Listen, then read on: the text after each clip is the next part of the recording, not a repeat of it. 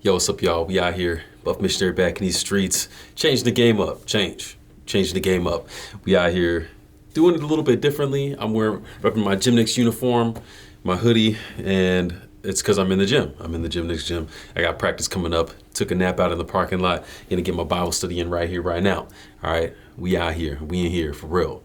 But yo, I want to start by talking about how funny God is.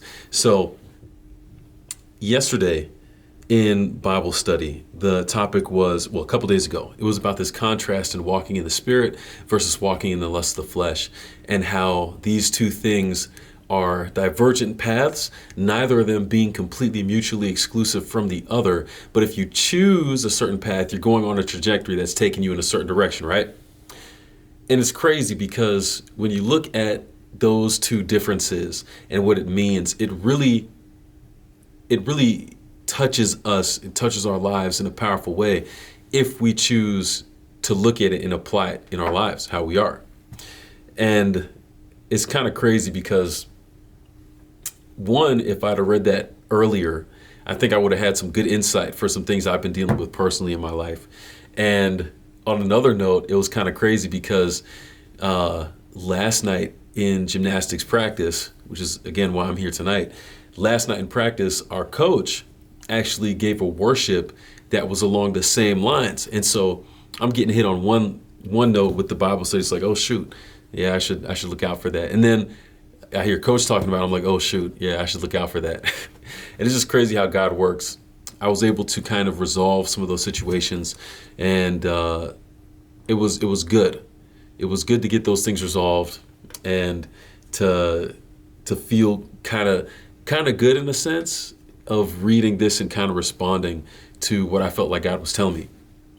The reason I say that is because I think a lot of times we have these opportunities in our lives where we feel like we're hearing, not literally like a voice in our ear, but through the experiences that we have, whether it's through Bible study, prayer, or through other people who are speaking and communicating directly or indirectly in our direction that we may be around.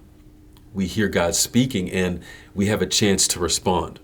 And I think it was a really cool opportunity to be able to respond to something I felt like God was telling me I needed to do. So really awesome. Little testimony on the side, how God works here. And we coming back for more because shoot, man, when God speaks, you got to listen. And if it's God talking, why wouldn't you want to listen? You know what I'm saying? Everybody might not feel that way, and that's okay. But for those of you who do, like, subscribe, and share, and we're going to get back on it. Galatians chapter 6. We are continuing on verses 6 through 10. Just a few short segments here to wrap up this book, this awesome book of Galatians. I'm going to save the summary of Galatians through the first 5.5 chapters to this point. Go watch the other videos if you're interested, if you want to see. But I would encourage you to do that because it'll give you some context for, again, where we are here. I might pull into it a little bit here and there as we go, but I'm not going to give the full recap. Check that in the other videos. Some people out here thinking I'm taking too long to get to the point. So if you think I'm taking too long to get to the point, go watch the other video and get the point. And then watch this one to get the point. Anyways, I said a word of prayer before getting on. Always want to encourage you, ask for the Holy Spirit to be a part of your experience as you jump into the Word. And I also want to say, again, that we're looking at this thing through the lens of these 4 questions. What might God be saying to me in this verse? How does this passage touch or intersect with my life? What does any idea that stands out have to do with my relationship with God? And what is God's invitation to me in these 4 verses? A lot of the things that you'll get from one of these questions will inform the other as you go through. So just keep them in mind as we go through. And I've put the questions down in the description below as well, in case you want to keep referring to them as we go through the text. All right, but here we go. Galatians chapter 6, starting in verse 6. And this segment is called Be Generous and Do Good. Just followed up with walking in the Spirit, and we're continuing with this flow. Be generous and do good. Verse 6, let him who is taught the word share in all good things with him who teaches. Okay, so there's this relationship, right? The one who teaches and the one who is taught. And usually we see these things as this transference of information, which is part of it. But how often do we focus on the relationship between the teacher and the one who is taught? And there should be a rejoicing there, one because of what's being received and one for the opportunity to share. So I think that practically speaking, sharing and teaching should be a joyful, primarily experience. I'm not saying that every single time everything you share is going to be happy-go-lucky, rainbows and unicorns. But if everything that you're sharing is doom and gloom and nobody is happy to hear what you have to say and you're never happy to express the things that you want to teach or share with someone else, there might be a problem. I'll put it that way. Let him who is taught the word share in all good things with him who teaches. All right. Should be a relationship there. There should be some positivity and some enjoyment in the teaching and the learning process. Verse 7, do not be deceived. God is not mocked. For whatever a man sows, that he will also reap. Okay. This verse you hear all the time. And I would dare say it's one of those verses you hear taken out of context a lot of the time. What is the context? Well, we just saw that Paul is juxtaposing these two ideas of walking in the Spirit and walking in the lust of the flesh. So he's telling you, don't be fooled. A lot of times we think that we can go a certain direction and we can avoid all consequence, we can avoid all repercussion, and that's not true. A lot of these things will catch up to us down the line, and then we end up suffering from that experience years after it happened because in the moment we wanted to enjoy the immediate satisfaction and we didn't want to put in the work or the effort to experience delayed gratification. Well, that whole concept works both ways. You can reject a quick pleasure in the moment and put yourself in a position years down the line to receive something good because you waited here in the moment. Or you can enjoy something right now in the moment that's going to set you back years from now. And it may not even feel connected, but that's how life works. A lot of the things that we deal with in these moments, we can trace back to things that we've done years ago, decisions that we made years ago. And if we look back and realize that, why shouldn't we take more intention in looking at how our decisions today could impact us years from now? It's easy to look back. 2020 vision, they say. I forget how the phrase goes, but it's something about looking back is always 2020. And we see that. But why don't we take the experience of the things that we learned from that 2020 vision and apply it moving forward and say, well, shoot, if these things impacted me here, then the decisions I make right now could impact me far down the line. We could all take advantage and stand to do that more. God is not mocked. Whatever a man sows, that he will also reap. And I think it's funny that it puts the God is not mocked part in there. Because a lot of times the decisions that I choose to make and the results that happen from the decisions I choose to make, it's really kind of on me. It's not really on God. You know what I'm saying? So let's say if I steal something today, or if I were to commit a murder or something or a robbery or whatever, that's going to impact me. I only have myself to blame for that. It's not because God did or didn't do something that I'm suffering from the cause of my own actions today. But on the flip side, if I go to the gym today and if I work out, that's where I'm going after this. Got to hit that bench press, you know what I'm saying? Got to swole up out here. If I do that consistently, it's going to benefit me down the line. And I can't blame anyone else for that positive result. It's because of the choice that I made. The consequences can happen either positive or negative. Consequence is just the result of an action, right? We always think of consequence in the negative context, but that's all it is. A consequence is just the result of an action that is had. You can have positive or negative consequences, and a lot of times we want to blame other people for it. We want to blame that situation, that circumstance. We want to blame God for it, when really the buck stops here with me and with you and your decisions. But still, I think that's why it says God is not mocked, because God is trying to tell you, hey, there's a natural conclusion to the things that you're doing in both directions. So choose which way you want to go. If you want to walk in the Spirit, walk that way and take the consequences there. If you want to walk in the lust of the flesh, walk this way and take the consequences there. God is not mocked. What he's telling you is going to happen. This trajectory, this path is going this way, and this path is going that way. It's your choice, though.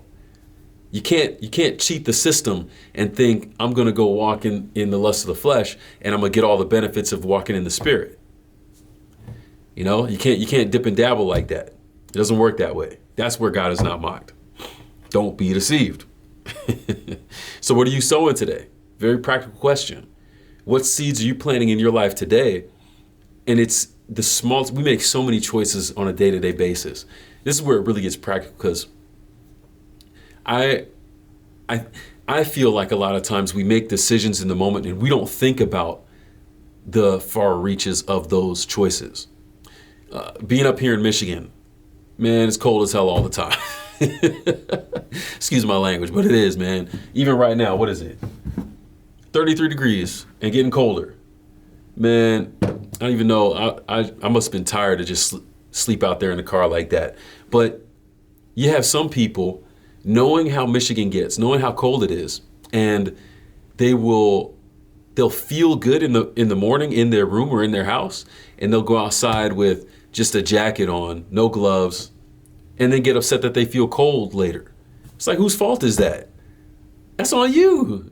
It's like, yo, man, don't be deceived. You can't play the system. All right. What the seeds that you sow, you're gonna reap those. You're gonna reap either the benefits or the non-benefits from those. You know what I'm saying? Coach, he has this saying. I've heard him mention it a couple times these last couple days. For the gymnastics team here, we don't have a lot of time left in the year. It's the middle of February. We got a couple months left and we'll be doing home show, and it's a wrap. You're talking 6-7 weeks and it's a wrap. It's gonna go by so fast too. And a lot of the team doesn't really understand that yet. But a saying that he's repeated as we've gone through practice these last couple of weeks has been along the lines of, if you do the same thing that you've always done, you can expect the same thing that you've always had. In other words, if you're only reaching a certain level because you're only putting in a certain amount of work, don't expect when the show comes to be ready to do something spectacular. Everybody wants to, I want to do that. I want to level up and I want to be able to get this skill, but are you willing to put in the work? Are you willing to plant the seed now and nurture that seed and keep coming back to it and keep working out and keep getting those drills in so that when the time the show comes, that plant will sprout and you're ready to roll? A lot of people, they want to set the big goal and they don't want to take the steps to get there. So like, don't fool yourself when it comes to the seeds that you plant right now and which direction those things might take you. All of us could use a little more intention when it comes to thinking about how those little decisions impact us on a day-to-day basis. All right. Verse 8, for he who sows to his flesh will of the flesh reap corruption, but he who sows to the Spirit will of the Spirit reap everlasting life. Again, two different directions, two different paths, two different trajectories. And the choice is yours. One pretty much gets you a result of not life, and the other one does. So which one are you going to choose? And it's hard, right? Because, man, when it comes to working out, getting bigger in the gym and getting better at these skills, it takes so many reps. And it's easy to take today off because you don't see the immediate result. And that's the thing that plagues all of us now, especially in a society where we have everything at our fingertips. You used to have to work for something and it would take a long time before you could see the result. Or if you ordered something, I guess online or through a magazine or something, it might take weeks to show up. Now we got Amazon. You order something, it could be there tomorrow morning. It's kind of wild even to think that this is reality, but we have everything at our fingertips and we don't have to wait.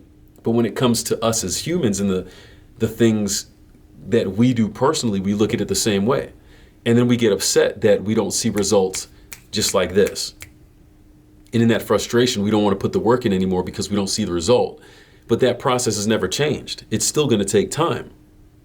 Now more than ever, speaking of like things like fitness and putting in work this way, you see people trying to cheat the system by using drugs, steroids, HGH, TRT.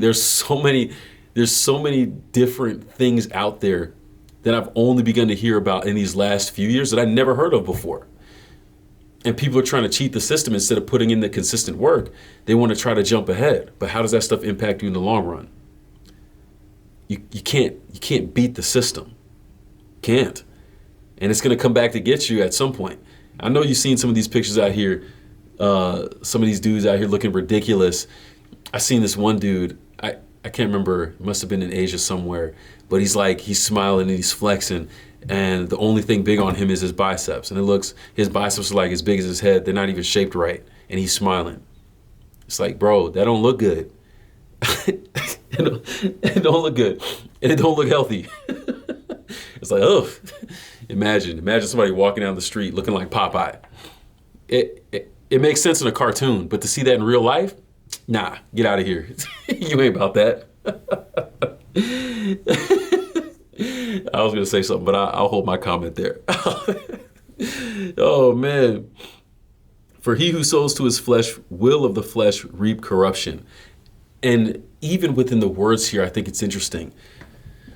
As humans, in our sinful nature, the wages of sin being death, it's like our ceiling is very low. Without Jesus in the mix, our ceiling is super low. And ultimately, without the grace of God, without the goodness of God, and without the sacrifice of Christ, the most that we could achieve in this life ultimately is death. For all have sinned and fallen short of the glory of God, right? So when I understand that, it's like if I try to do things of myself, it's not going to go anywhere. It can't, because I can't level up beyond myself when my ceiling is really death in and of myself, right? So if we do that, not only are we deceiving ourselves to think that we can escape that, and I would argue that's kind of what part of Lucifer's argument hung on, is that you didn't need God to get the level up, right? So investing in himself resulted in corruption, and depending on what you believe about the Bible and prophecy, his end is going to be his demise. So that's like the long-term display of how the corruption impacts somebody, right? You can't do more than what you can do.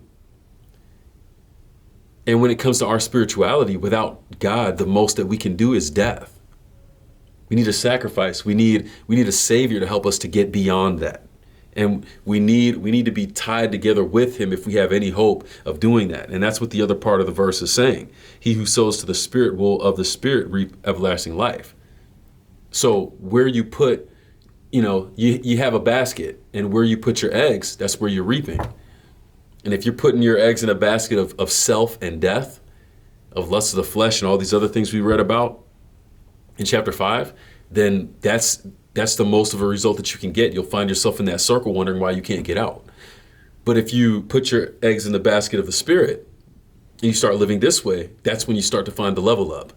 That's when you find that God, he takes the things that you're putting in there and he starts to do something with it that goes beyond just what you were capable of by yourself.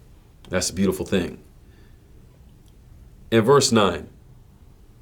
I love verse 9. It's another one of those verses that also gets taken out of context.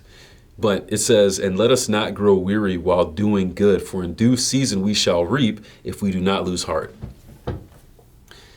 Kind of everything I was saying about fitness especially, I think it's a great example for this. It does get weary trying to do good. It does feel like trying to eat right, get your weight right, trying to stay consistent in the gym, trying to stay consistent with recording videos or getting up to practice your sport, getting shots up, whatever it might be. It gets tiring. And it gets to a point where many steps along the way, you don't feel like you're improving. You feel like there's a plateau. It feels like eating oatmeal, the same oatmeal day after day after day. The experience, it gets weary. But don't grow weary while doing good is the encouragement. Keep doing it. Even though you don't see the immediate impact, even though you don't see this immediate satisfaction, even though you don't see some great change from what you're doing in those moments, right? Stick with it. Consistency is key. Build the discipline through that. And this is how you win. This is how you eventually get to that point. A lot of the greatest athletes will talk about, I think it was Damian Lillard, but this concept where if you want to shine in front of millions, you got to outwork everybody in front of no one. And it's true. We look at the people who have this high success and we think, oh man, how'd you do it? And we want to get the get rich quick schemes, right? But these people have put in work over time to get to where they were. Steph Curry, shots after shots after shots, hundreds of thousands of shots put up. You hear the stories about Kobe and Jordan, the thousands of shots that they would put up to get those reps in. Nobody wants to talk about that, but they want to celebrate but they want to shoot the three like that. They want to shoot the fadeaway like that. They want to win the championships like that. You got to put the work in consistently over time. And it's not easy. But if you can do it, if you can go through that process without losing heart, if you can continue to show up day after day, if you can decide to exhibit the fruit of the Spirit day after day, we getting practical now. If you can exhibit God's love day after day, if you can suffer long and keep showing up, if you can be good, if you can be kind, if you can be faithful and gentle, and if you can exhibit self-control in those situations that just make you want to blow your fuse day after day after day, you'll reap that reward. And God has a reward for you. There's a promise there. There's a promise there. Don't grow weary while doing good, for in due season, and we don't know when that is. That's why we got to stay consistent. And that's the hard part. But in due season, we shall reap if we do not lose heart. Verse 10, therefore, as we have opportunity, let us do good to all, especially to those who are of the household of faith. In this last verse, I love the admonition here that as we have opportunity, it's almost like a given. You are going to have opportunity, but be aware of the fact that you have the opportunity. I think that's the thing. It's not enough to say, I'm going to accept God's love and I'm going to be loving. Okay, cool. You can say that. But what about the actual opportunities that you have to do that and to be that and to show that to other people? Christians are really good at talking about all the stuff that we are. And then when other people come at us with a different point of view or just something that goes against our beliefs, we're like, oh, no. All those things go out the window. We got to be better than that. We can't talk about it. We got to be about it. Paul already said that too. It's all coming full circle. We're going to have opportunity. Therefore, if we understand these things, we have to reap and we have to keep showing up, even for a world that may not appreciate us, even for people who don't want to hear what we have to say, even for the relationships, like the people who just don't want anything to do with us. We still have to exhibit God to them. But here's the crazy part. It says, especially to those, let us do good to all, especially to those who are of the household of faith. Why would he say especially? Could it be that he's using that word in particular because in some ways it's harder to do it to those people? Or because maybe we take for granted that these people are in the same place as us? And we end up looking so much on the outside that we forget to take care of our own? I'm dealing with a situation now where I'm looking at my family and our dynamic. And it's really interesting because me and my brother, I was just talking with him on the phone. I can give you all the details, but we were talking about how things were pretty interesting with our parents and how very spiritual they were. And we looked up to that for a number of different reasons. And I think getting that baseline really helped us a lot where we are in life right now. But the thing is, if we get so ingrained in that we kind of lose the personableness and the ability to have that normal conversation like ever. That's not what happened. I'm just using it as an example. But if we spiritualize everything, then it's like, well, I'm supposed to be doing all these things out here, but when I relate to you, there's something missing. And I think it becomes easy for us to do that because we think that, and the parent-child dynamic I think is a good illustration for this, because it goes back to what this section started with. Let him who is taught the word share in all good things with him who teaches. A lot of times it feels like you're just receiving and you don't get to share in the experience of what is being taught of the truth like that, in terms of enjoying it. What I go back to that is thinking about how much me and my brother and the rest of us youngins in the church, we hated being there for so long. Was church a great place to be? Yes. Did we enjoy being there for as long as we were on a Saturday? No. Did we enjoy waking up so early to be there? No. But it wasn't an option. That's the thing that led to me losing interest in the church by the time I was in high school and could drive for myself, because I didn't have that enjoyment with my parents in spirituality growing up. I learned a lot of good things. I still remember a lot of the things that I learned, but I wasn't enjoying it. And I think that's such a key point. We can't take it for granted and say, hey, go ye therefore, and I got to take this mission out there and forget my own.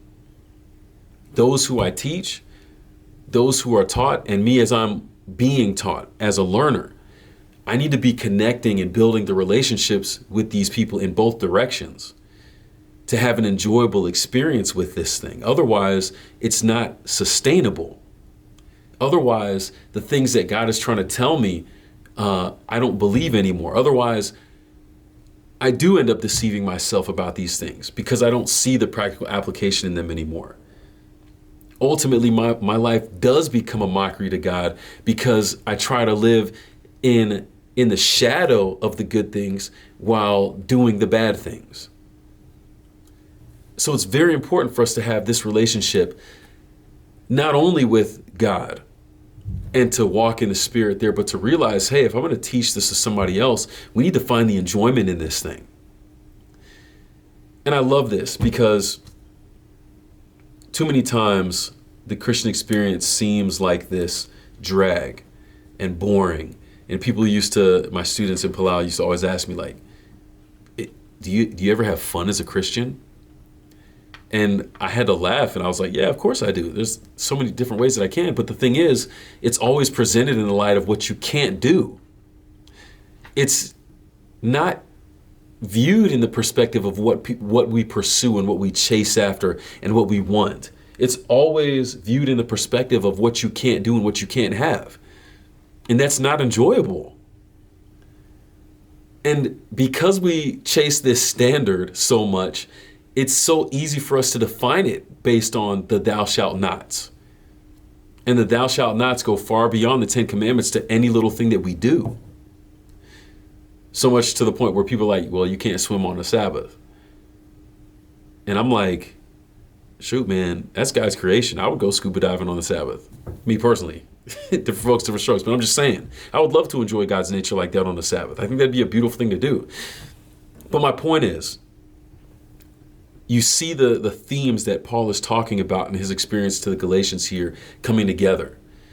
When you lose the enjoyment of it, you lose the point. And it's very hard to have enjoyment of it if you're chasing that standard. Very hard. And that's not the experience that God wants for us. That's not the experience that God wants in the relationship that we have with him. And it's not the experience that he wants in the way that we relate to others, especially regarding the truth. There should be some enjoyment and some excitement about it. Not just a list of do this and don't do that. That's not fun. So I think there's definitely a lot of really cool things here. Be generous and do good. At the end of the day, do that and enjoy it. Find the enjoyment in the experience there, because that's what makes it sustainable. Man, Galatians, couple segments left, and it's a wrap. But yeah, I think there's a lot of good stuff that God is telling us there, sticking with it. Don't buy into the trap of instant gratification. Be willing to put the work in, even if you're not seeing the immediate result. Like, stick with it. Stick with it. And I think even more so when it comes to the spiritual experience, stick with it. Even if you don't see things or feel things as quickly as you would want to, stick with it, and God will come through. Because God is not mocked. Whatever a man sows, you'll also reap. And if you keep investing in your faith in him, he's going to come through for you. He said that. I'm going to take him at his word. Otherwise, we're going to have problems. Anyways, thanks for watching. Let me know what you think down below. Like, subscribe, and share, and I'll catch you in the next one. All right, peace.